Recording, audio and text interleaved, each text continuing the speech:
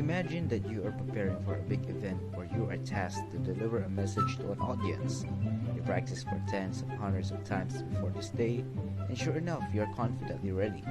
But halfway through your speech, something just feels wrong. Your hands are shaky, your forehead has droplets of cold sweat, and your train of thoughts suddenly comes to a halt, totally blocking you out. Was it stage fright? Was it anthropophobia?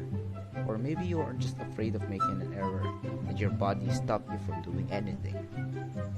No matter what the reason may be, this situation is one of the worst case scenarios of communication breakdown.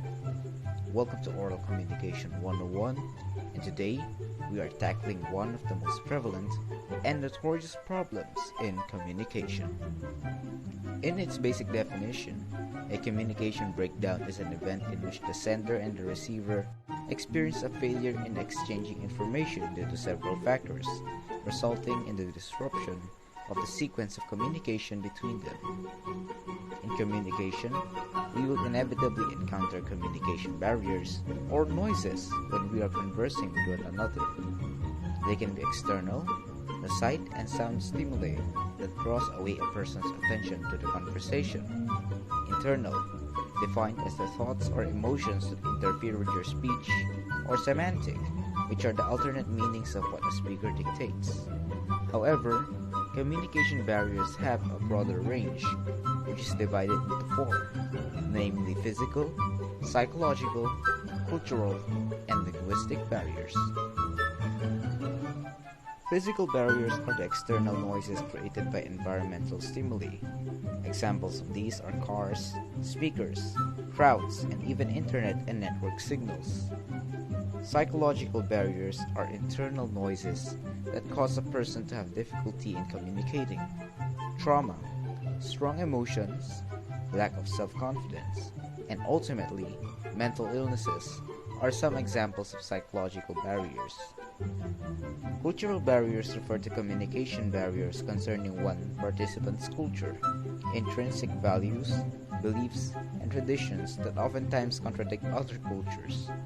A highly visible example of this is the cultural barriers between the Filipinos and people from other countries, such as eating with hands, ways of cooking food, their religion and customary activities. Other notable examples are a person's manner of speaking and his or her manners of dressing. Linguistic barriers pertain to conflicts in communication with regards to a person's language and word meanings. Most words often carry two meanings, namely denotative and connotative, which sometimes causes trouble when a person is confused and misunderstood a word. Meanings of words can also vary depending on the person's culture. Several examples of these are different languages, accents, usage of jargon and slang, as well as speech impairments. Though there are many types of barriers in communication, there are ways in which we can minimize them and ensure that the process of communication will go smoothly and without any incident. Here are 5 ways to avoid communication breakdowns. Number 1.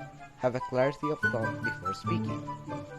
We should always clear our thoughts before speaking to another person. Stop thinking about other things and focus on delivering your message to your audience. Arrange your thoughts before speaking for you to have a pre-constructed speech, and this will likely reduce the chance of having a mental block. Number 2. Learn to listen. People love sharing their thoughts and opinions. But how can we effectively communicate if we only know how to speak? Remember that in communication, there are senders and there are receivers. Senders speak, receivers listen. Not fully understanding information that the sender conveys means that you're not listening well, and the next thing that might happen can be chaotic for all parties concerned. So the next time you have classes, meetings, or even receiving an order from your parents, try to listen very, very carefully. Number 3 is to check your body language and the tone of your voice. During conversations, it is unavoidable that there are times in which someone misunderstands your message simply because of the little details that are quite noticeable.